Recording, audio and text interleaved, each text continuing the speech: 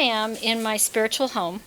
And I have to tell you, I just love being here. I run around and I was like, today was just like so glorious, even with the rain. I love it. Last time I was here, I was living in Los Angeles, California, and I woke up and I said, I have to leave. And I had known I was going to move, and I literally sold everything, and I moved from Los Angeles, California to Asheville, North Carolina. And so if you don't know where it is, it's kind of this pocket in the middle of the mountains of North Carolina that's this very like kind of forward-thinking, really cool place that is just, it's magical. It's magical. To me, it has a little bit of that flavor of London to it. So that's where I'm living now. So let me talk about the old cliche of, what doesn't kill you will make you stronger, right? So this book that I'm going to be talking about tonight, and this is not like, promote the book. It's more about talking about what a real labor of love is. And we're going to also talk about, for you, how to read the cards for yourself and how to read it for others. Because I think that one of the misnomers, how many of you actually read cards? Just by show of hands, just get a sense of, only a couple of, you're interested in card reading. How many are interested in what cards are and reading? A little bit? Okay, great. So then what I'm going to talk about then is I'm going to address you, because I know my material, so I'm going to shape it a little. There's been this whole cliche, and I think an old idea, if you will, that you can't read cards for yourself, right? Because really the idea is that cards typically, especially in our era, is like, what's going to happen? We go to a psychic and we say, what's going to happen? Does he love me? And a lot of times I'll say, who cares? You're miserable. Like you're so unhappy. See a therapist? So here's the thing. When we read for ourselves, and one of the things I know I look for from cards is I want to feel connected. I want to feel connected to the higher source. I want to feel that there's something other than me in the world. And I think cards and spiritual connections are really to remind us that we're not alone. Because so many of us have been through trauma in our lives of what we've made meaning of, right? And so what cards do for me is they remind me that there's this symmetry. There's this kind of idea that we can all look at a card. And what's really interesting is it's one of the few places we can agree to disagree. We can look at a card and have all of these different ideas of what that means, and they're all true. Every single one of them. And so I'm going to mention tonight the difference. Here's the first thing. The difference of when you read for yourself versus when you read for others. When you're reading for yourself, I always say never futurize. Never ask a question like, does he love me? Because something like that will put you into that addictive state and that panic.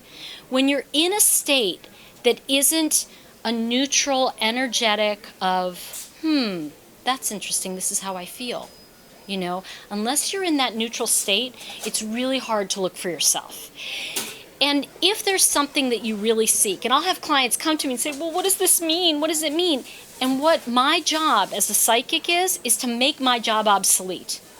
It's to really remind you that you have your answers and to gently open up the energy with you and help you step into it. So we're going to do a little bit of both tonight. I'm going to talk to you about what's in this book, and then I'm going to tag you and let you go and explore cards.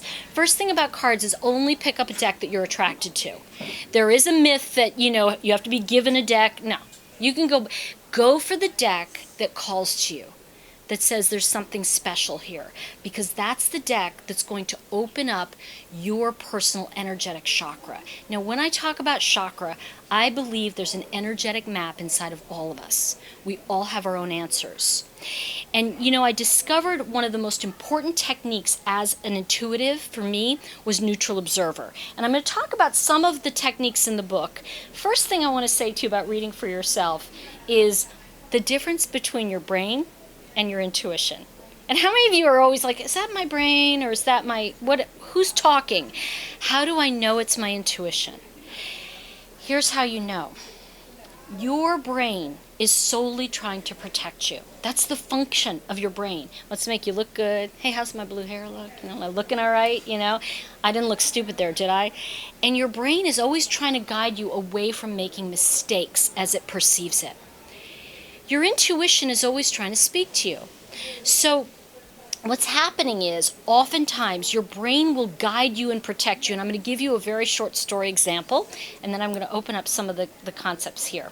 So here's how this works. So I was working with a client, and one of the exercises in here is like, I call it like a chakra coaching. And you can actually do this with yourself. What I do is you decide what your outcome is, right? Because we know that's seventh chakra. That's universal consciousness. That's out here. It's already in the universe. It's the idea of what you create. You're creating twice. Once in your mind and once in reality. Well, sometimes when our brain is trying to protect us, it creates from reality something in our brain that will stop us. Have you ever noticed you get to a certain point and you can't go any further? And we call it a block. I call it a suitcase that isn't unpacked yet. And I also call it your greatest gift. Your personal wounding is your greatest gift. Now, I'm going to tell you this. Don't try to follow anything I say with your brain. I want you all to just drop down into your body right now. And I want you to just be present with yourself. Don't listen to me. Listen to your own soul. Listen to your own being as I speak to you. So I had this client come to me, and she wanted to be an art director, right? And that was her goal. She wanted to be the art director in New York. She'd never worked for somebody else in her whole life, meaning a business. She'd worked for other people one-on-one or in their homes, and she was very talented. Like, she knew how to put together campaigns. She knew how to do all this work, but she couldn't get a job. She said, I just can't get a job. She could work, like I would get a job for Tom, for example, and I'd be working for him. But she couldn't get a job in a big company, and that was her real dream. Have you ever felt like your personal dream is eluding you? That's what her life was like. And so what we did was I said, okay, so here's your goal. That's your, and it's in there, it's the exercise, and I'm telling you, so it's like, not like you have to buy the book, but it's the seventh chakra, right? What do I want to create in the universe? It's a universal consciousness. For her, it was that job that felt it was the world to her. So I said, okay, let's get there. Let's go to the first chakra. What's the first thing you do when you want to create your dream? She said, well, I put a resume together. Okay. Put a resume. First chakra, resume, root, foundation. What's the second thing? She said, well, I built a website, and that's easy for her. She's a graphic designer. She could do it. So she built her own website. And I said, okay, what's the third thing you do? She said, well, I send out resumes. And I said, perfect. What's the fourth thing you do? Because we're like on a roll, right? Third thing, brain planning, gut instinct. Okay, you with me? So then I said, what's the fourth thing? She said, wait. And I went, wait. She said, yeah, wait. I said, wait for what? Like I had no idea. And this is where a buzzword comes in handy. When a client or you use a buzzword, that's giving a signal to your brain and to your intuition and the person working with you that it means something. She said, wait. I said, what does wait mean? She said, you wait. I said, okay, what's the next step? Because that's what we try to do, right? We try to push people along. She said, I don't know, I've never gotten there. I said, oh, okay. So I said, wait. That's such an interesting thing. Like, why would you wait? That's a heart chakra. Why would you hold back, right? How is that a step in manifesting and creating? And I said, and this is where the intuitive stuff comes in.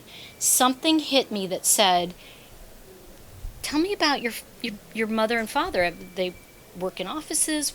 Tell me about this, because I'm feeling like, wait, what does that mean? She said, well, my mother was murdered at work, and then my father has his job. And I went, well, wait a second, hold on.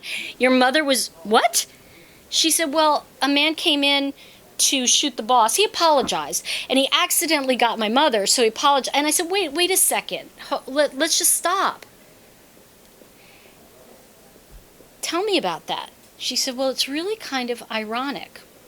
And I said, okay. And she said, if my mother had just waited 10 minutes, she would have missed the shooting.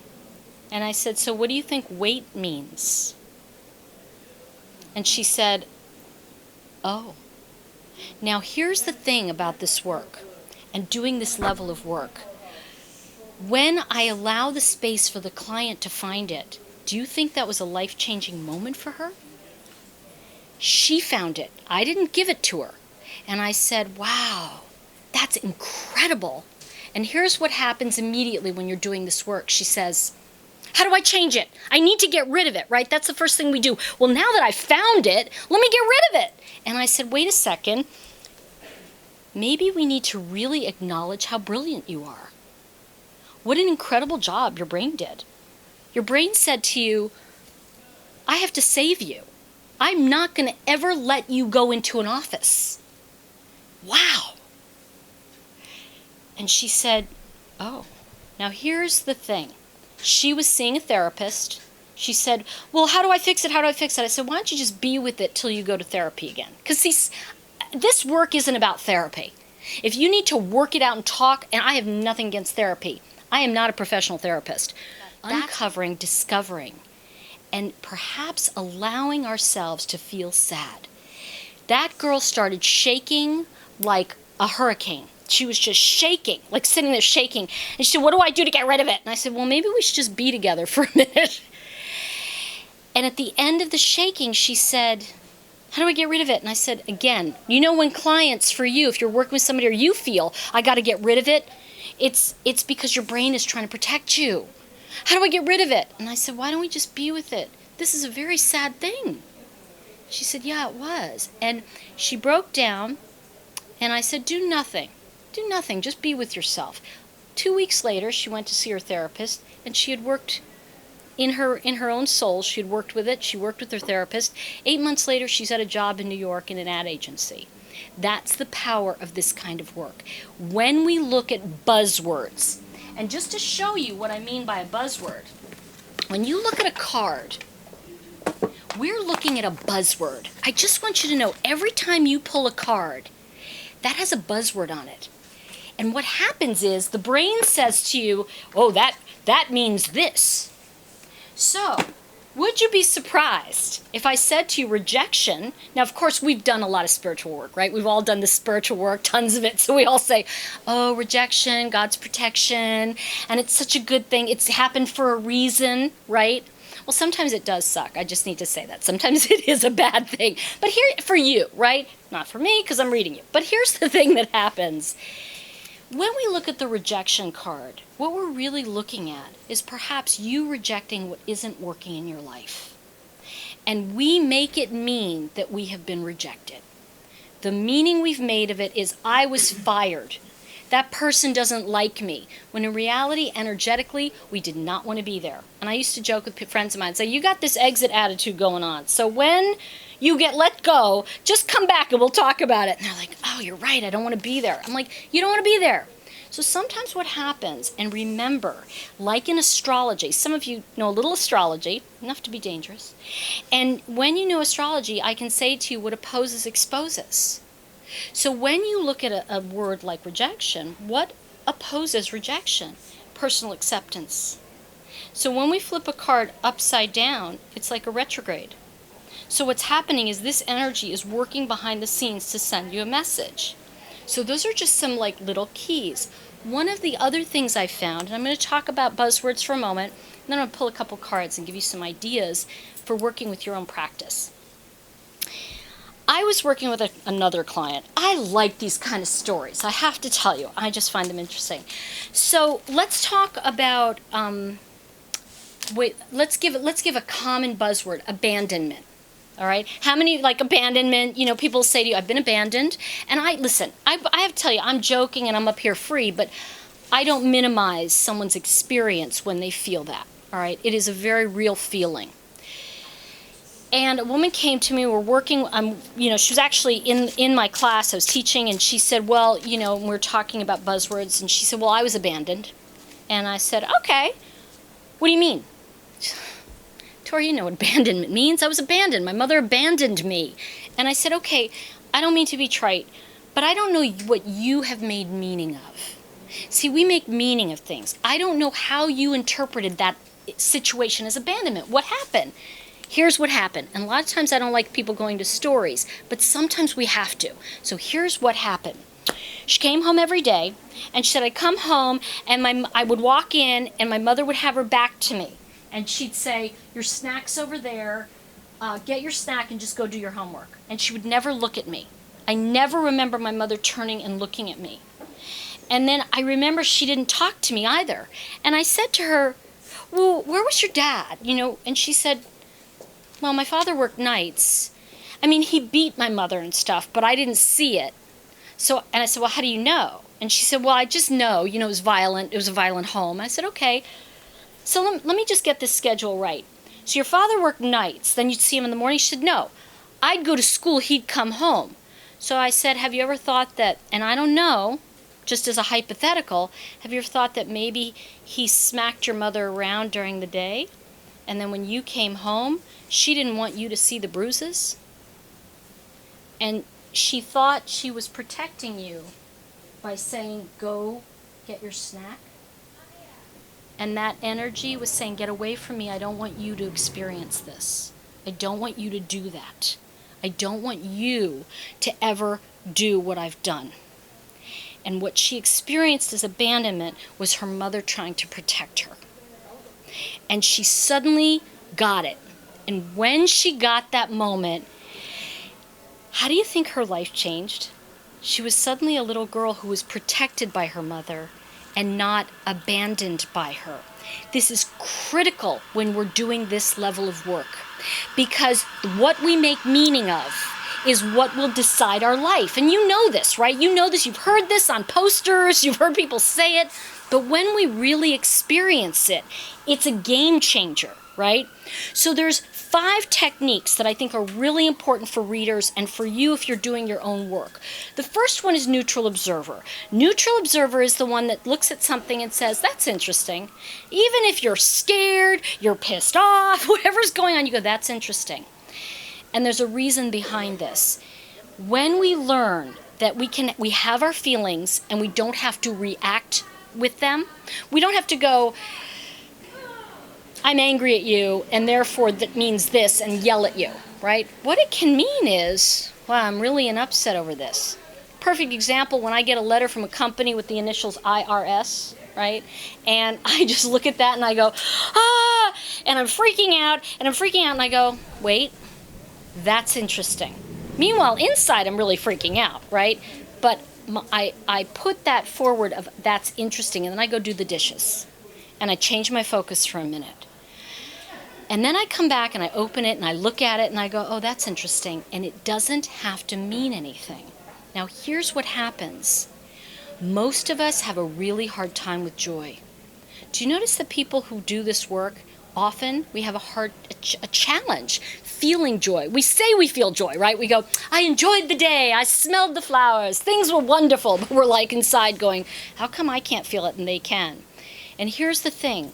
When we begin to understand that neutral doesn't mean withholding, it doesn't mean angry, and it doesn't mean you're not involved in my life. It just means that I'm not going to respond. I'm simply going to be with you. I'm going to notice what's going on. And so when I'm doing a reading, the first thing we do, and we work with our neutral observer to get feedback from our neutral observer, that is the higher self. Your neutral observer is always on your first thing. Neutral observer is a very valuable part of you, because when you learn neutral observer, all of a sudden, because most of us live our life like this, right? So neutral observer takes us like this. Even though inside we're freaking out over something or what have you, we just look at it neutrally and go, that's interesting. It's just information. And then what happens when something really cool happens? Because you're in here with your neutral observer, you can truly experience it.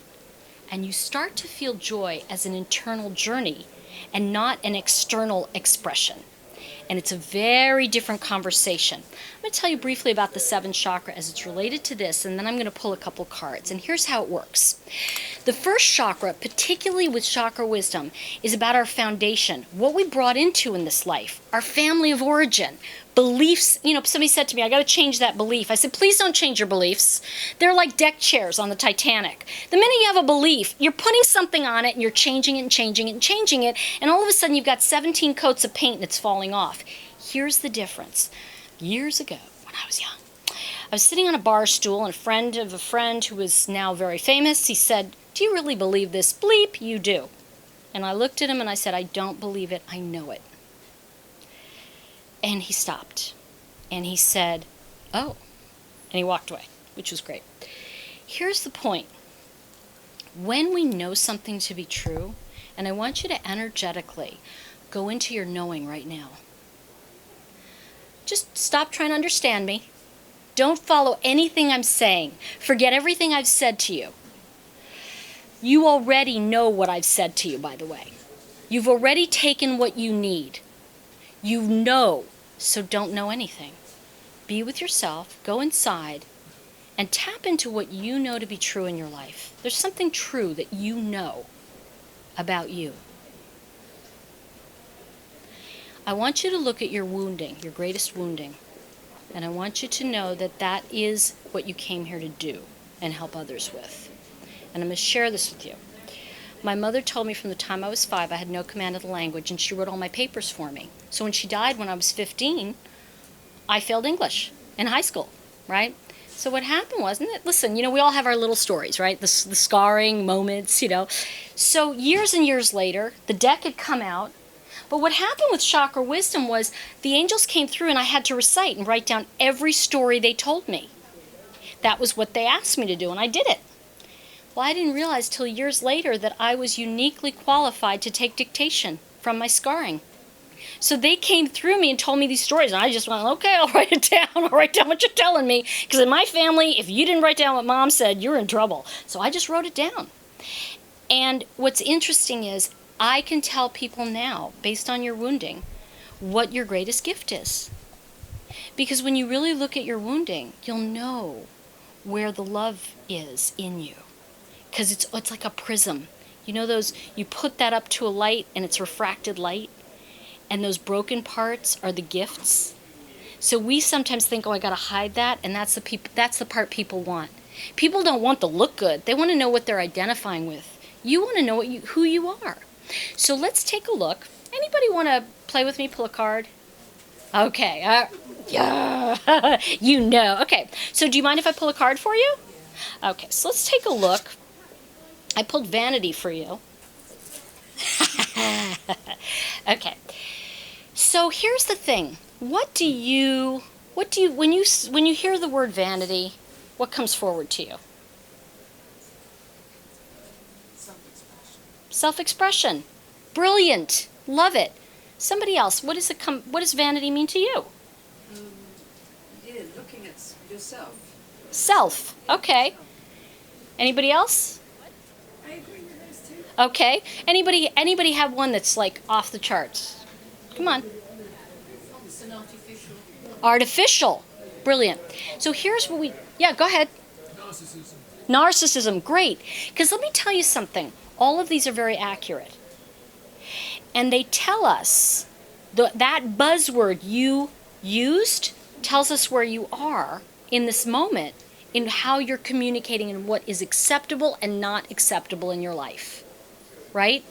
So you may say, it is not acceptable for me to be around narcissists. It's not acceptable for me. Absolutely not acceptable. That may be a bottom line for you. And when you look at self-expression, especially here, it may be being expressed regardless of the narcissists around you. And when we look at, what was yours, artificial? Artificial. When we look at something not real, this may mean for you a stepping into faith and finding what is real for you. Does that make sense to you? So you see, what I'm doing right this moment is I'm turning for you the idea that what this means to you will speak to you in the way that is correct for you. And because I know the fable, I've got the advantage. That's why I was saying to them, where's the workbook? Where's the toolkit? So this is what I'm going to share with you. The fables themselves were the original work. And then I got somebody to draw the cards, and I used my life savings, which of course was dumb, right? But, I never was smart, I just do what I know to be true for me. So there's something about that, but I'll say it later. Anyway, the point is that here's what I want to say to all of you. That when you read, there are five keys. And the 5 keys go like this. And this is where I said to you earlier about, what doesn't kill you will make you stronger. And this book for me was a labor of love. And I'll tell you why. Because I knew what the fables meant and I knew what the cards meant. And I knew people could open up a book and read some how-to stuff. Then I knew you could look at the toolkit, which is around here somewhere. I don't know if we have one tonight, but that's where the original fables are. So if you really want to see the key to the cards, read the original fables, and they're in the toolkit. This book was really because, and this is where it came from for me, it was because I can't stand when I pick up a deck and I have no idea what to do. Like, I'll look at it and I'll say, how do I start? What do I do? What do I do for myself? And I have to tell you, did all of you remember that pilot, Sully, and he landed on the Hudson? And I want you to, for a moment, imagine that energy that he had to step into to land that plane in 104 seconds. It was going down. They were dying. He had 104 seconds in the air to save 157 lives. And he was in that cockpit. And from the time he was little, he had loved planes. And this man said, my plane, and he landed it. And every single person walked off that plane alive. Every single person. And nobody had ever landed a plane on water before. And I want to tell you, nobody has ever done what you did before you existed. So when you feel bad, how many of you feel like wasted time in your life, right? You've had some wasted time. What if we could take that and say everything to this point has been your 104 seconds? You haven't landed your plane yet. That's all it means. That's all it means. So when I pulled this apart, this was about me looking at and going, this is why this book was so difficult to write. I had to tell you every movement I made as I worked with intuitive energy. And here's the biggest thing you need to know. These are the signals, and I'm reading it because it'll be quicker. I'm not reading you the book, I promise. And then once upon a time, everybody pull up a chair. No, okay. So in the first chapter here, I talk about awakening your intuition, and I say the brain shuts down your intuition. But here's the key. These are the signals that your brain is shutting down your intuition. This is what your brain says. It says, this doesn't make sense.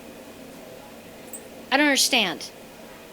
I'm confused. That's a big one. How many of you love confusion? You'll get into confusion and stop.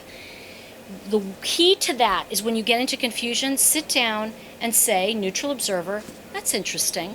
I'm confused. And just be there. And notice how long a minute is. Because when you sit in that confusion for a minute, all of a sudden your brain is freaking out because it's going, wait a second, I'm telling you you're confused. Stop that thought. And your brain gets busy with the confusion and your intuition speaks to you. And it says, I know this is right. When you say to yourself, when you hear that voice that says, I know this is right.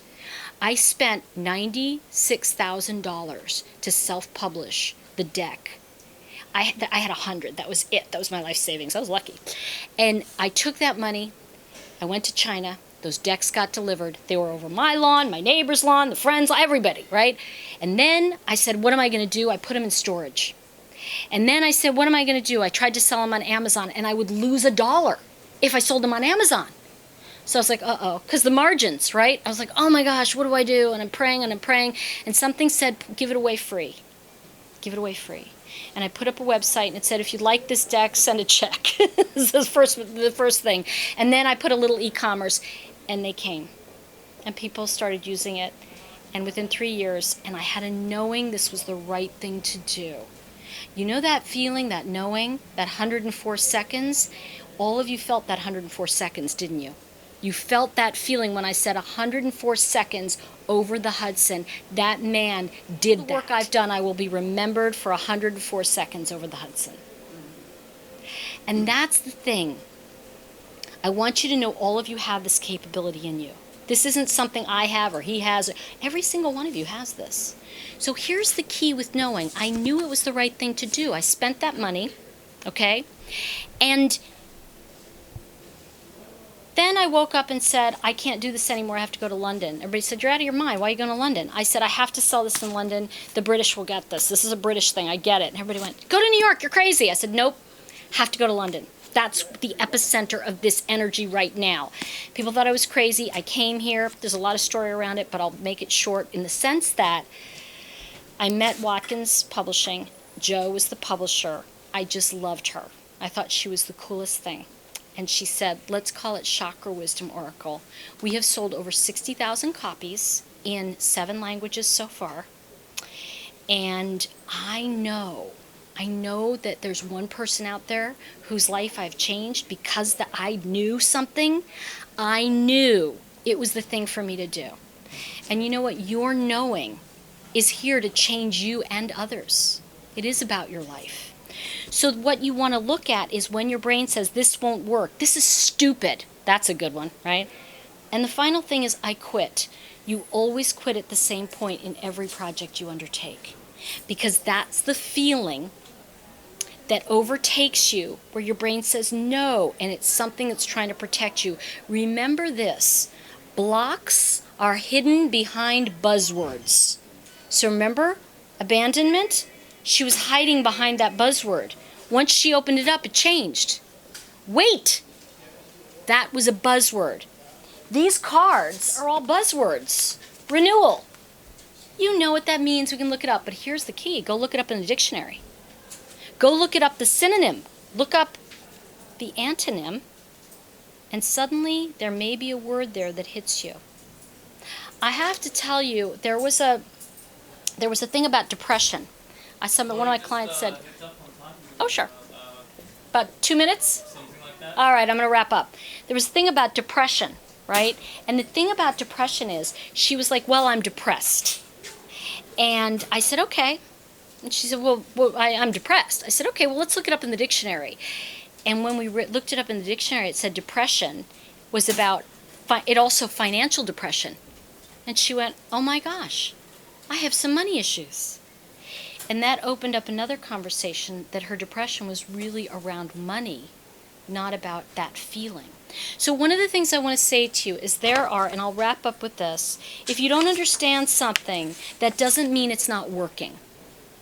Because your brain is always on autopilot. So there's a lot of different concepts in here, but what I'd like to do is bring everything together with one card and one message, of meditation message. Let's see what our group, because I'm going to tell you something. We will never meet again. Not like this. This is our moment right here, right now. So you will never sit next to these people exactly this way. And so this is the 104-second moment that's your chance to get behind the wheel and say, this is my moment. So I'm going to invite you all to imagine that your feet are connected to your red chakra, your roots. And right now, everything you've done in your life is drinking up from certain roots, right? Those are where your roots are. And you can do this with your eyes open, closed, doesn't matter, because Spirit doesn't care. So you can just imagine that your roots are growing deeper and wider. And all of a sudden, it's past the family issues, past all of your old ideas and thoughts, and your root is hitting some beautiful water. Delicious spring water, maybe some chocolate cake. But your roots are going where they need to go. And what's happening is this beautiful sparkling root is growing past what you thought was possible. Because you are bigger than you think you are. So this energy goes out. I want you to imagine now that this energy is coming up and around you and coming back through you. And I want you to notice that that's where your knowing is. That strength, that stand, the wisdom you came in with is always with you. You have your own answers.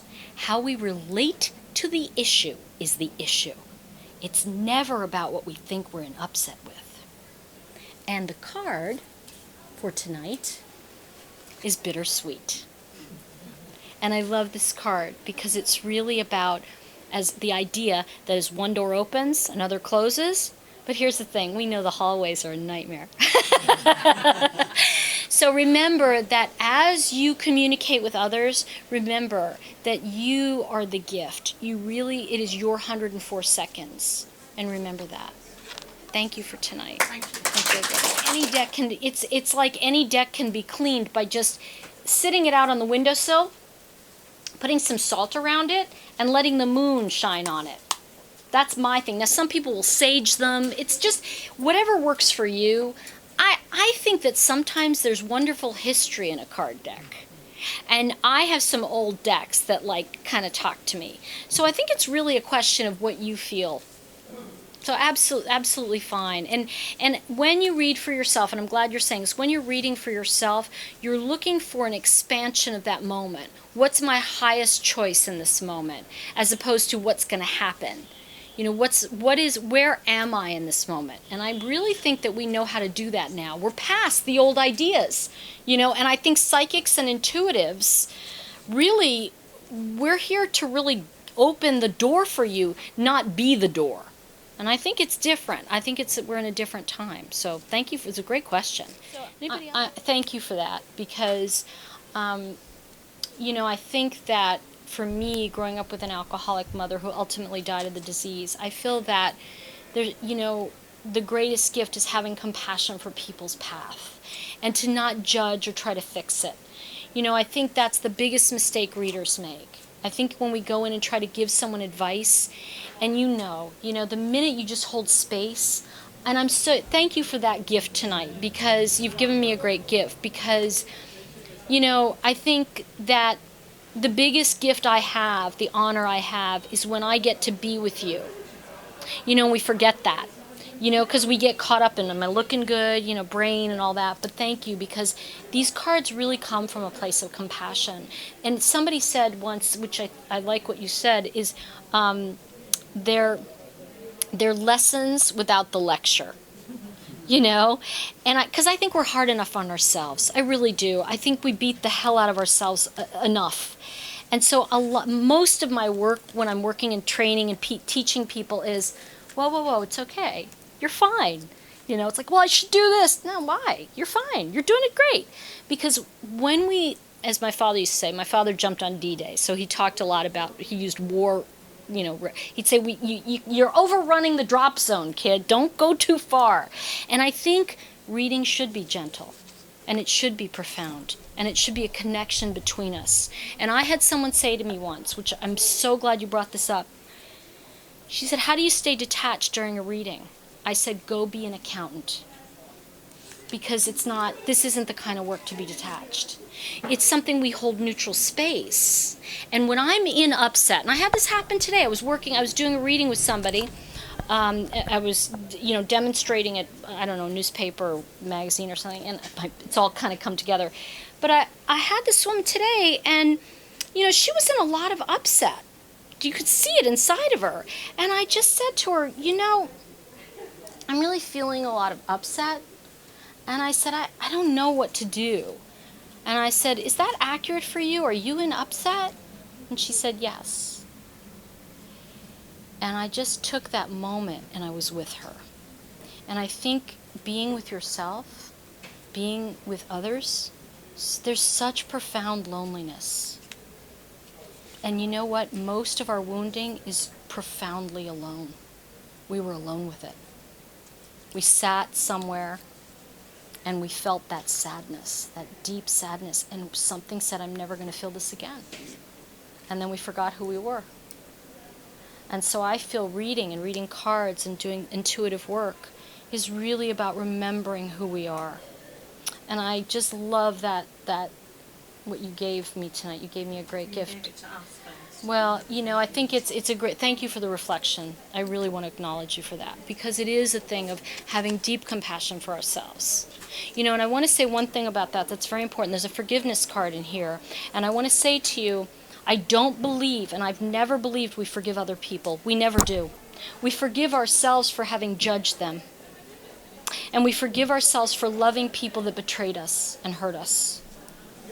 Because we are just in that, we are those creatures. You know, people say, the answer is love. And I'm like, that's fine if you can feel it. Right? Because I think it's like, oh, we should all just love each other. And I get that. But can we get there? That's the key, right? Is that we can't get there unless somebody's willing to sit with us and say, I'll be with you. I'm going to be with you. You know? So I know you're giving people a lovely gift, because if you're saying compassion's coming out, it's coming out from you, for you, to them to share. I said to a woman today, she said she wanted love in her life, and I said, well, just remember, women fall in love with themselves and men fall in love with women. If you fall in love with a man, he's your son. It's your child. You know, mothers should fall in love with their sons. You know, men fall in love with their daughters. It's like this, thing. But it's a very important thing that we have that thing, but we don't know how to do it. We haven't, and that's what this is about for me. It's about understanding that journey of our chakra. Every single chakra has a message, and they all work together. And by the way, if anybody ever tells you your chakra's blocked, walk away, because it's just busy. All right, it's busy, it's got things going on, it has appointments. And here's the key: if you feel a blockage, go to the prior chakra. Because if you're making crazy decisions, it's because you're in upset in your second chakra. So, and I want to just address this because I think this is a really good point. That was one of the biggest questions people asked me with this deck about retrogrades and about reversals, right? They said, and I never read the cards reversed because initially I felt it was giving people an excuse to beat the hell out of themselves. Right? I'm doing it wrong! So what I say is there's no negative cards in this deck. There's only information. And I reverse the cards to give you the idea of synonyms and antonyms. What opposes exposes. So rejection will expose acceptance. And I find if someone's really in resistance to a card, it's because they're working in the opposite with it. And then I can, if you have a huge resistance to a card, write about it. One other thing I want to say that I didn't is you just brought up for me. There's 17 cards of destiny that I discovered as I was going back through the deck. So that's another thing that comes out in this, and I talk about the 7 aspects for each chakra card. The first aspect is always multi-generational healing. It's always about family of origin. That's another talk. Thank you.